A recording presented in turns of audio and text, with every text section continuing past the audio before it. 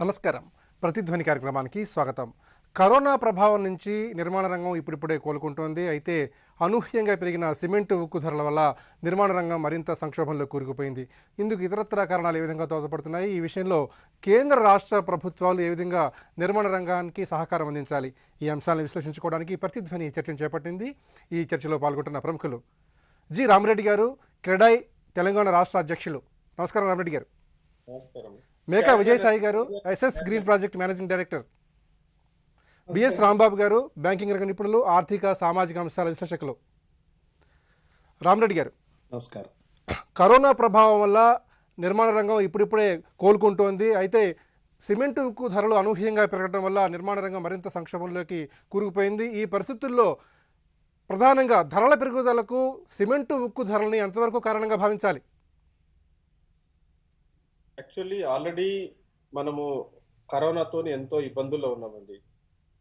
ముందేమో సిమెంట్ వాళ్ళు ఒక కార్టలైజేషన్ అనే ఒక మాట వాడడానికే వారు ఎంతో చాలా ఇదిగా రియాక్ట్ అవుతున్నారు సిమెంట్ ఇండస్ట్రీ నుంచి. బట్ డెఫినెట్ గా there is a reason for it. ఎందుకు అంత ధరలు అనూహ్యంగా పెరిగినాయి? సిమెంట్ ధరలు పెరిగాయి. మార్చిలో ఉన్న స్టీల్ ధరలకి ఈ రోజు చూసుకుంటే 20,000+ పర్ టన్ పెరిగింది. ఇది అనూహ్యం. అంటే చాలా, అంటే ఎలా ఉంటుందంటే only you're talking about developers గురించే మాట్లాడుతున్నారు మీరు. అలా కాక సామాన్యులు ఎవరైనా ఇల్లు కట్టుకోవాలనుకున్నప్పుడు వాళ్ళ మీద ఎంత భారం పడుతుంది అంటే ఓన్లీ స్టీల్ కాస్ట్ అనే మనం మోర్ దాన్ 100 రూపీస్ డిఫరెన్స్ పడుతుంది.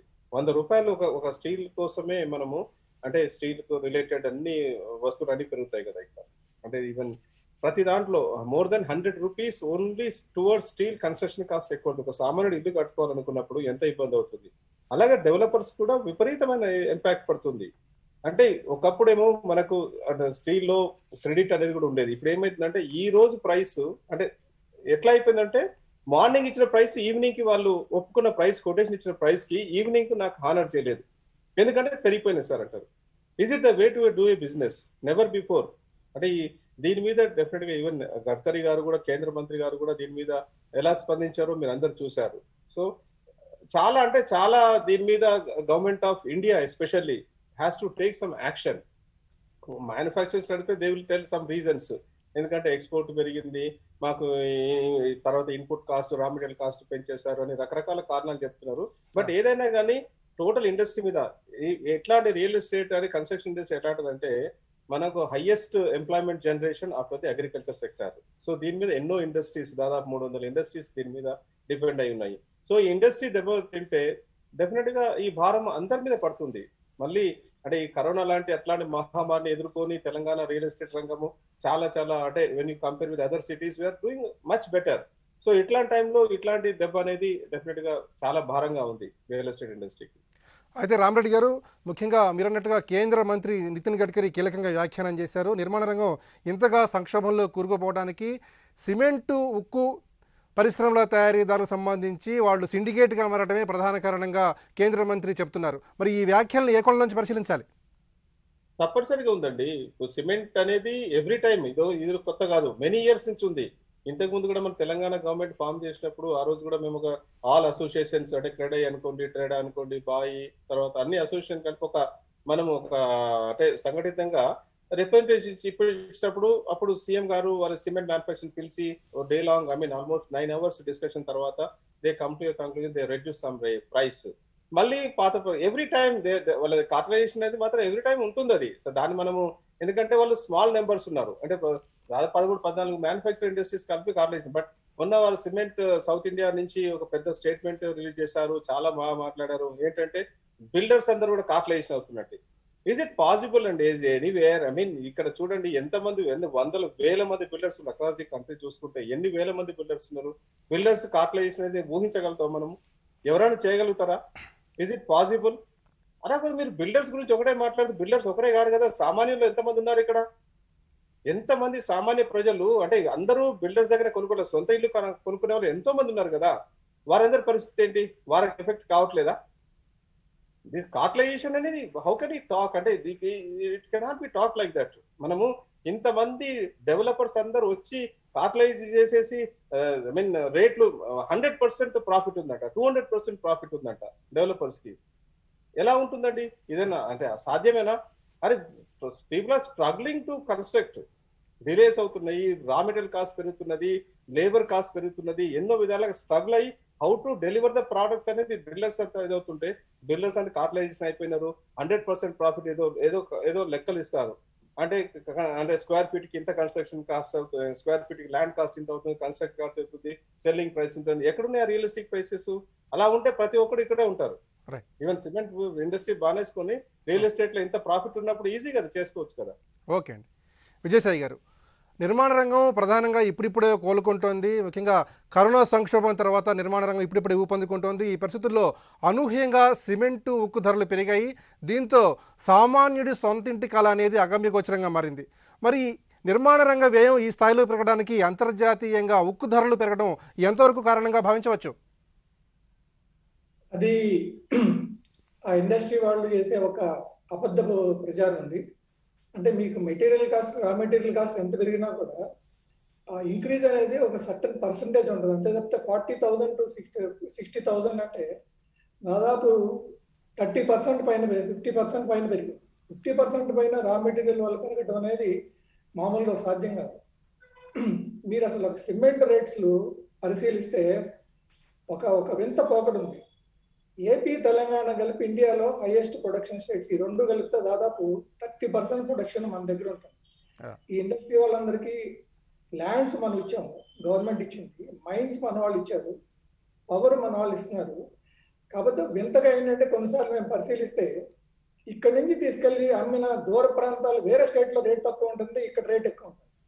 ఈ చెన్నై ఇక్కడ బిల్డర్లు, ఈ డెవలప్ వీళ్ళంతా ఇండస్ట్రీలు వీళ్ళంతా కలిపి ఒక సిండికేట్గా ఏర్పడి ఎప్పటికప్పుడు ఈ రేట్లు పెంచుతూ ఉంది. అలాగే స్టీల్ ఉంది. స్టీల్ ఇప్పుడు ఇండియాలో మొన్నటి దాకా అసలు కన్జంప్షన్ లేదు, ప్రొడక్షన్ ఎక్కువగా ఉంది, కన్జంప్షన్ లేదు. కరోనా వల్ల డెఫినెట్గా కన్జంప్షన్ తగ్గింది.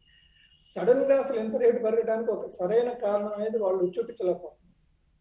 స్టీలు, సిమెంట్ కలిపితే దాదాపు ఒక square feet cost of construction అప్రాక్సిమేట్గా లోయెస్ట్ 1,500 అనుకుంటే 30% అది ఉంటుంది any building. 70% of the cement consumption developers అంటే రియల్ ఎస్టేట్ కానీ కన్స్ట్రక్షన్ ఇండస్ట్రీ తీసుకుంటారు. ఇంత కన్జంప్షన్ ఇక్కడే ఉన్నప్పుడు ఈ కన్జంప్షన్ ఈ కరోనా వల్ల తగ్గినప్పుడు అసలు డిమాండ్ పెరగటువంటి, రేట్లు పెరగటువంటి.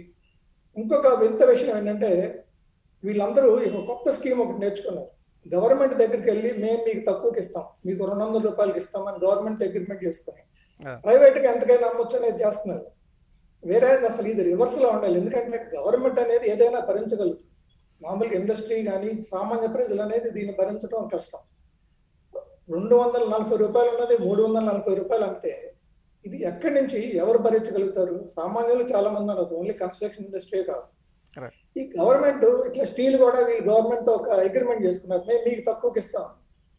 అదే ఇది ఒక వింత పోగడం. అంటే గవర్నమెంట్ ని వీళ్ళు వాళ్ళని అడగకుండా మీరు తగ్గించాలని అనుకోండి, మీకు తక్కువ ఇస్తున్నాం కదా మమ్మల్ని వదిలేసేయండి ఫ్రీగా, మా ఇష్టం వచ్చినట్టు మేము చేసుకుంటాం అని ఇది ఒక కొత్త వింత పోకడ మొదలైంది. సో దీనివల్ల ఇబ్బంది పడేది ఏంటంటే సామాన్య మానవులు, కన్స్ట్రక్షన్ ఇండస్ట్రీ. ఇప్పుడు మాకు ఇంకొక వింత కొత్త ప్రాబ్లం ఏంటంటే ఎస్కలేషన్ క్లాజ్ అనేది ఈ కన్స్ట్రక్షన్ ఇండస్ట్రీలో లేదు. కన్స్ట్రక్షన్ లో గవర్నమెంట్ కాంట్రాక్ట్స్ లో ఎస్కలేషన్ క్లాజ్, మాకు ఎస్కలేషన్ క్లాజ్ అనేది లేదు. ఒక ప్రాజెక్ట్ మొదలుపెట్టి ఒక 3 సంవత్సరాలు కడుతున్నాం అనుకుంటే ఒక బిగినింగ్ లో ఒక రేట్ అనుకుంటే మేము ఫిక్స్ అయ్యి అగ్రిమెంట్ చేస్తాం. ఈ 3 సంవత్సరాల్లో ఎన్ని ఆటుపోట్లు వచ్చినా, ఎన్ని రేట్లు పెరిగినా అదంతా కూడా మేము భరించి ఆ రేటుకి ఇవ్వాల్సింది తప్పితే ఈ ఎస్కలేషన్ ఎంత ఉంది, మాకు ఎస్కలేషన్ రేటు పెంచండి అనే స్కోప్ లేదు. రెరాలో అదొక కండిషన్ కూడా, అసలు ఎస్కలేషన్ అనేది ఉండకూడదు అని ఒక టర్మ్ పెట్టి ఒక రూల్ కూడా పెట్టారు. సో అందువల్ల ఏంటంటే మేము ప్రాజెక్ట్స్ అనౌన్స్ చేయడం అనేది, ప్రైస్ డిక్లేర్ చేయడం అనేది ఇట్లా కనుక హెచ్చు తగ్గులు ఎంత అనూహ్యంగా ఉంటాయి, చాలా ఇబ్బందికర పరిస్థితులు. మేము ప్రామిస్ చేసిన రేటుకి ప్రాజెక్టులు డెలివర్ చేయలేని పరిస్థితి. అయితే అంతర్జాతీయంగా ఉక్కు ధరలు పెరగడానికి గల కారణాలు ఎట్లా చూడాలి? అలాగే ఈ విషయంలో కేంద్ర ప్రభుత్వం ఉక్కు ఎగుమతులపై ఏ విధంగా నియంత్రణ విధించాలి? అలాగే ఈ విషయంలో ఎన్ఎండిసి ఏ విధంగా కీలక పాత్ర పోషించాలి? మనకి డొమెస్టిక్ కన్జంప్షన్ ఎంత ఉందో దాని వరకు కనుక ఎక్స్పోర్ట్ అనేది తగ్గించాలి. తగ్గించకపోతే ఇప్పుడు గవర్నమెంట్ ఇప్పుడు ఈ 2 ధరలు పెరగడం వల్ల ప్రభుత్వం సామాన్య ప్రజలకు పిఎంఆర్వై స్కీములని దాని కింద సబ్సిడీ ఇస్తారు, ఇంట్రెస్ట్ సబ్సిడీ. అదొక 2,50,000 వస్తుంది. ఈ 2 పెరగటం వల్ల ఆ సబ్సిడీ అనేది ఆవిరైపోయింది. ఈ రెండింటి వల్ల వాళ్ళకి 2,50,000 గవర్నమెంట్ ఇచ్చేది ఈ రెండు ధరలు కనుక మీరు ఇవాళ పెరిగిన ధరలు కన్సిడర్ చేస్తే ఆ రెండు కూడా పోతున్నాయి. అట్లాగే ప్రభుత్వం 2022కి హౌసింగ్ ఫర్ ఆల్ అనేది ఒక స్కీమ్ మొదలుపెట్టారు. అట్లాగే ఎఫోర్డబుల్ హౌసింగ్ అనే స్కీమ్స్ ఉన్నాయి. వీటన్నిటిని ఏంటంటే గవర్నమెంట్ ముందుకు తీసుకెళ్ళటం చాలా ఇబ్బందికరం. సో ఎన్ఎండిసి వీళ్ళందరికీ కూడా రా మెటీరియల్ అంతగా పెంచి అమ్మట్లేదు. దాంట్లో కాంపోనెంట్ చాలా తక్కువ. వీళ్ళు అమ్మే స్టీల్ కాస్ట్ లో రా మెటీరియల్ కాస్ట్ అనేది అంతగా పెరగల, వీళ్ళు చెప్పినంతగా పెరగల. ఎంత పెరగడానికి మాత్రం అసలు ఏ మాత్రమైన స్కోప్ లేదు. ఓకే అండి. రాంబాబు గారు, వ్యవసాయం తర్వాత ఎక్కువ మందికి ఉపాధి అందిస్తున్న రంగం నిర్మాణ రంగం. అయితే ప్రస్తుతం నిర్మాణ రంగం సంక్షోభాన్ని ఎదుర్కొంటోంది. ముఖ్యంగా సిమెంటు ఉక్కు తయారీదారులకు అలాగే నిర్మాణ రంగానికి మధ్య ఒక రకంగా యుద్ధం ఎదురుగుతోంది. మరి ఈ పరిస్థితిని బ్యాంకింగ్ రంగ నిపుణులుగా ఏ విధంగా విశ్లేషణ చేస్తారు?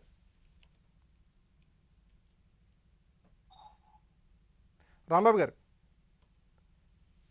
ఈ దేశంలో సిండికేట్లుగా ఏర్పడింది వినిపిస్తుందండి. ఈ దేశంలో సిండికేట్ గా ఏర్పడటం అనేటటువంటిది ఇది రంగానికే పరిమితమైనటువంటి సిండికేట్లు కావు.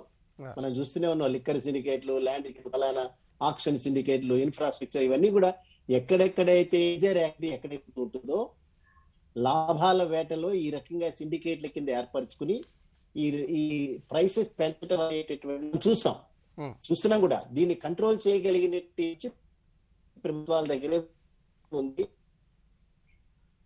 ఇది తాత్కాలికంగానే ఈ రకమైనటువంటి హైప్ అని నమ్ముతున్నాను. అయినప్పటికీ సఫర్ వచ్చి కన్జ్యూమర్ వీటిలో. ఇప్పుడు కరోనా దాదాపు 6-7 నెలలు లాక్డౌన్ తర్వాత అట్లాగే ప్రాంతాలకు వెళ్ళి వచ్చిన సందర్భంలో కన్స్ట్రక్షన్ యాక్టివిటీ కొద్దిగా పుంజుకుంది. అగ్రికల్చర్ తర్వాత 11% జీడీపీలో 11-12% కాంట్రిబ్యూట్ చేసేటటువంటిది కన్స్ట్రక్షన్ రంగమే. ఈ యాక్టివిటీ కన్స్ట్రక్షన్ యాక్టివిటీలో ఇది సెకండ్ లార్జెస్ట్ సెక్టార్ గా కూడా అగ్రికల్చర్ తర్వాత మనం దీన్ని రికగ్నైజ్ చేస్తాం వీటిలో.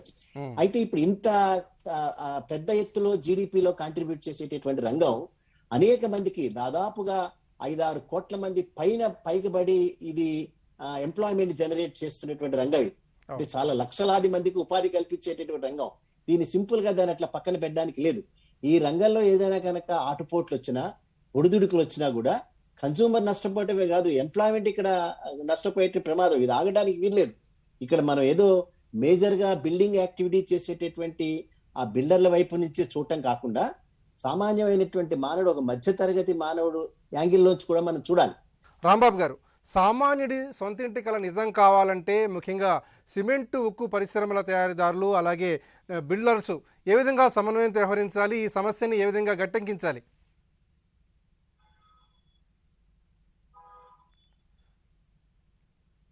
రాంబాబు గారు,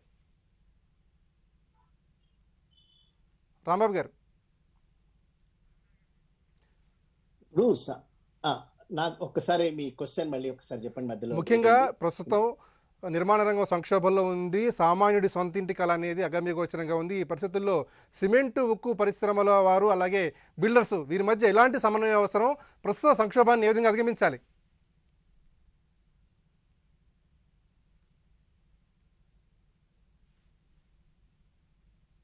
రాంబాబు గారు, కొంత సాంకేతిక సమస్య వచ్చినట్టు మళ్ళీ మీ దగ్గరికి వస్తాను. రామరెడ్డి గారు, ముఖ్యంగా అనూహ్యంగా సిమెంటు ఉక్కు ధరలు పెరిగాయి. మరి ఈ పరిస్థితుల్లో కేంద్ర ప్రభుత్వం ఏ విధంగా జోక్యం చేసుకోవాలి? ముఖ్యంగా రాబోయే బడ్జెట్లో నిర్మాణ రంగానికి ఎలాంటి ఉద్దీపనలు ప్రకటించాలి? ఏ విధంగా ప్రోత్సాహకాలను అందించాలి? ఈ సమస్య పరిష్కరించడానికి కేంద్రమే ముందుకు రావాలండి. ఎందుకంటే they have their own arguments. ఇప్పుడు సిమెంట్ మ్యానుఫ్యాక్చరర్స్ కానీ, స్టీల్ మ్యానుఫ్యాక్చరర్స్ కానీ వాళ్ళ ఓన్ ఆర్గ్యుమెంట్స్ ఉన్నాయి. ఎందుకంటే మా రా మెటీరియల్ కాస్ట్ పెరిగింది, ఇది పెరిగింది అంటే. బట్ రియలిస్టిక్ గా ఒక కమిటీ వేసేసి నిజంగా వాళ్ళ ఇబ్బందులు మేము వాళ్ళ ఇబ్బందులు పడుతూ వాళ్ళు నష్టపోతూ మేము చేయాలని కోరుకోవట్లేదు. ఇట్స్ నాట్ ఓన్లీ బిల్డర్స్ గురించి మాట్లాడలేదు, ఇక్కడ ప్రతి సామాన్య మానవుడి గురించి కూడా మాట్లాడుతున్నాం. ఓన్లీ బిల్డర్సే కాదు కదండి, ఎంత కన్స్ట్రక్షన్ అవుతుంది. ఇప్పుడు ఓన్లీ హైదరాబాద్ లాంటి సిటీస్ లో బిల్డర్స్ ఉన్నారు, మిగతా సిటీస్ లో అంతా సామాన్య ప్రజలే కదా, వాళ్ళందరికీ కూడా ఎఫెక్ట్ పడుతుంది కదా ఇది.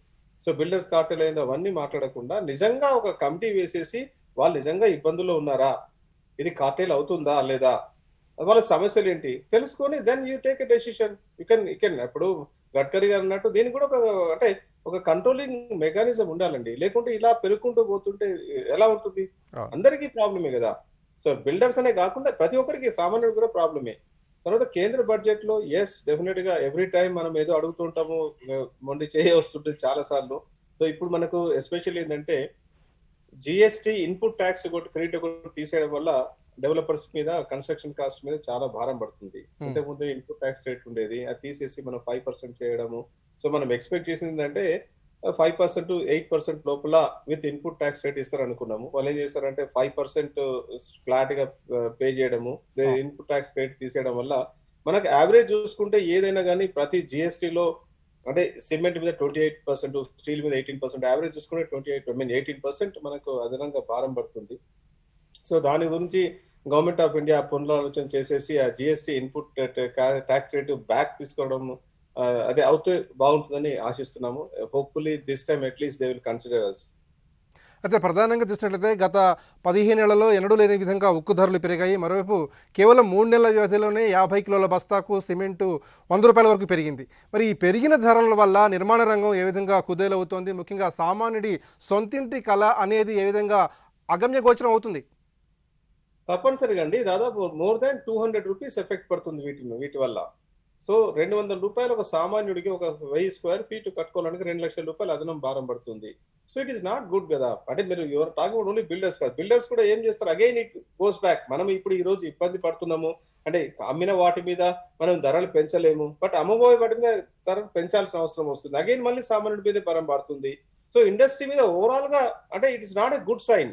నిజంగా వాళ్ళకు ఇబ్బందులు ఉన్నాయి అనుకోండి, వాళ్ళ ఇబ్బందులు కూడా ప్రాపర్ గా ప్రొజెక్ట్ చేసేసి, అంటే మేము ఇంతకుముందు కూడా మన అసోసియేషన్ అన్ని కలిసినప్పుడు కూడా we got a lot of data మొత్తం కంప్లీట్ గా తెప్పించాము అప్పుడు సిమెంట్ మ్యానుఫాక్చరర్స్ మీద అప్పుడు. సో వాళ్ళ అంటే టోటల్ కాస్ట్ ఎంత అవుతుంది అనేది ఒక అంటే రికార్డెడ్ ఎవిడెన్స్ తీసుకొచ్చారు. సో వాళ్ళు 220 రూపాయలు అమ్ముకుంటే వాళ్ళకు మంచి ప్రాఫిట్ లోనే ఉంటున్నారు. అట్లాంటిది 350 రూపాయలకి వెళ్ళిపోయారు.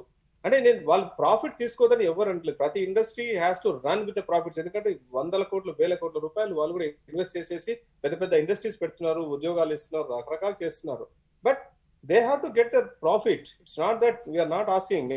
ప్రతి ఒక్కరు బిజినెస్ చేసేది ప్రాఫిట్ కోసమే, చేదని ఎవరు అనట్లేదు. బట్ ఒక రీజనబిలిటీ ఉండాలి. వాళ్ళే ఎన్నో సంవత్సరాలు మంచిగా వాళ్ళు రేట్ ఇచ్చే 250 రూపీస్ 260 రూపీస్ వరకు ఉన్నదని సడన్ గా పెంచేసి అంత చేయడం వల్ల కొంచెం ఇబ్బందికరంగా ఉంది. ఈవెన్ స్టీల్ మాత్రం మరీ దారుణం. అంటే 20,000 రూపాయలు పెరగడం అంటే ఇప్పుడు మా దగ్గర రికార్డ్స్ తో సహా ఉన్నాం. అంటే మేము మార్చిలో ఏం రేట్ పెంచుకున్నాం అంటే 49,206 రూపీస్, ఇప్పుడు 69,856 రూపీస్ కొన్నాం ఇప్పుడు. సో ఎంత 20,000 రూపీస్ ఎక్కడ పెరుగుతుంది? రా మెటీరియల్ కాస్ట్ పెరుగుతుంది. రా మెటీరియల్ కాస్ట్ ఒకటే కాదు కదా, there are so many other things. మిగతా ఏం పెరగలే కదా. రా మెటీరియల్ కాస్ట్ అంత పెరిగిందా? What is the percentage of raw material cost the total? ఇప్పుడు 69,000 రూపాయలు స్టీల్ వచ్చినప్పుడు రా మెటీరియల్ పోర్షన్ ఎంత, ప్రపోర్షన్ ఎంత దాంట్లో? సో దాంట్లో ఎంత శాతం పెరిగింది? Is it right? సో ఇవన్నీ కొంచెం అనాలిసిస్ చేస్తే. అయితే రామరెడ్డి గారు, సమస్య పరిష్కారానికి, సంక్షోభ నివారణకు సంబంధించి కేంద్ర రాష్ట్ర ప్రభుత్వాలు ఈ విషయంలో ఏ విధంగా జోక్యం చేసుకోవాలి, ఎటువంటి ఊతాన్ని అందించాలి? తప్పనిసరిగా, ఎందుకంటే మనం ఎవరు సామాన్యులు చేసే పని కాదు ఇది. They have to call the associations for dialogue. పిలవాలి, మీ సమస్యలు ఏంటి, ముందు పెట్టండి. మీకు రా మెటీరియల్ కాస్ట్ పెరిగింది అంటారు కదా, ఎంత కాస్ట్ పెరిగింది రా మెటీరియల్ కాస్ట్ మీకు, దానికి కారణాలు ఏంటి? సో అదే గవర్నమెంట్ కూడా నిజంగా పెరిగింది అనుకోండి, గవర్నమెంట్ నుంచి ఏం సహాయం చేయాలి, ఎలా చేయాలి? ఎందుకంటే ఇట్స్ నాట్ ఒక్కరిది ఇద్దరిది కాదు కదా, అక్రాస్ ది కంట్రీ ఎంతో మంది డిపెండ్ అయినది ఇట్లా. స్టీల్ అంటే ఇనుము ధర పెరిగిందంటే మిగతా రిలేటెడ్ కదా, ఓన్లీ డైరెక్ట్ రీఇన్ఫోర్స్మెంట్ స్టీల్ కాకుండా మిగతా అన్ని ఉన్నాయి. గ్రిల్స్ చేసుకోవాలన్నా, రైలింగ్ చేసుకోవాలన్నా, రకరకాల స్టీల్ మీద ఎన్నో అదర్ థింగ్స్ దీని మీద డిపెండ్ అయినాయి. ఓవరాల్ కాస్ట్ చూసుకుంటే చాలా పెరిగిపోతుంది. So government has to intervene, తప్పనిసరిగా ఇంటర్వ్యూన్ అయ్యేస్తేనే వాళ్ళే చేయగలుగుతారు. ఎందుకంటే ఇండివిజువల్స్ ఎవరు చేయలేరు. ఇప్పుడు మాలాంటి అసోసియేషన్ మాట్లాడితే మమ్మల్ని ఉల్టా వాళ్ళే మాట్లాడుతున్నారు. క్రెడై ఇట్లా చేస్తుంది, క్రెడై అట్లా చేస్తుంది, వాళ్ళు బిల్డర్స్ అసోసియేషన్ ఆఫ్ ఇండియా ఇలా చేస్తుంది, వాళ్ళు కార్టెల్ అయిపోయినారు, వాళ్ళందరూ కలిసి ఇలా చేస్తున్నారు, 100% ప్రాఫిట్ తో నమ్ముకుంటున్నారు, అవన్నీ రకరకాల మాటలు మాట్లాడుతున్నారు. So government has to intervene. Right. Vijayasai గారు, ప్రస్తుత పరిస్థితుల్లో ముఖ్యంగా నిర్మాణ సామాగ్రి ధరలు పెరగడంతో ముఖ్యంగా నిర్మాణ రంగంలో పెట్టుబడులు నిలిచిపోయే అవకాశం ఉందని ఆందోళన వ్యక్తం అవుతోంది. మరి ఈ పరిస్థితుల్లో బిల్డర్స్ అసోసియేషన్ తరఫు నుంచి మీరు ప్రభుత్వాల నుంచి ఎటువంటి విషయాలు మీరు ఆకాంక్షిస్తున్నారు? ఇక్కడ మనం ఒక 2 విషయాలు చెప్పుకోవాలండి. కన్స్ట్రక్షన్ ఇండస్ట్రీకి ప్రభుత్వం నుంచి ప్రోత్సాహకాలు ఏమీ లేవు. మాకు హౌసింగ్ కన్స్ట్రక్షన్ ఫైనాన్స్ తీసుకుంటే ఇండస్ట్రీ స్టేటస్ లేదు కాబట్టి మాకు కమర్షియల్ రేట్ ఆఫ్ ఇంట్రెస్ట్ ఇస్తారు. అదే ఇండస్ట్రీస్ కి ప్రభుత్వాలు పోటీ పడి ప్రోత్సాహకాలు ఇస్తున్నారు. పవర్ సబ్సిడీ ఇస్తున్నారు, ల్యాండ్ ఫ్రీగా రీజనబుల్ రేట్ ఇస్తున్నారు, మైన్స్ ఫ్రీగా ఇస్తున్నారు. అది కాకుండా మేము ప్రభుత్వం చేయలేని 2 పనులు ఒకటి చేస్తాం. ఒకటి ఉద్యోగ కల్పన. అగ్రికల్చర్ తర్వాత ఎక్కువ మందికి వర్క్ అనేది, ఉద్యోగాలు అనేది ఇచ్చేది కన్స్ట్రక్షన్ నుంచి, నెక్స్ట్ అగ్రికల్చర్. ఇది ప్రభుత్వానికి ఎంతో భారం తగ్గే పని, ఆ భారం మేము మోస్తాం. రెండోది గృహ నిర్మాణం. గృహ నిర్మాణం మీరు చూడండి, ప్రతి స్టేట్కి హౌసింగ్ బోర్డులు ఉన్నాయి. ఉన్నా కూడా దాంట్లో 80-85% ప్రైవేట్ రంగమే చేస్తుంది. వాళ్ళకి అన్ని సదుపాయాలు ఉన్నా కూడా, ప్రభుత్వ ప్రోత్సాహం, ల్యాండ్ వాళ్ళతో ఉన్నా కూడా వాళ్ళు చేయలేని పని ఎన్నో ఒడిదుడుకులు ఎదుర్కొని ఈ నిర్మాణ రంగం అంటే ప్రైవేట్ నిర్మాణ రంగం చేస్తుంది. కానీ ప్రభుత్వం నుంచి మాకు వచ్చే ప్రోత్సాహకాలు నిల్. ప్రభుత్వం కనుక ఈ ఇండస్ట్రీలు పిలిచి మీరు ఈ రేటుకి ఇవ్వాలి అంటే వాళ్ళు తప్పకుండా వినే పరిస్థితి.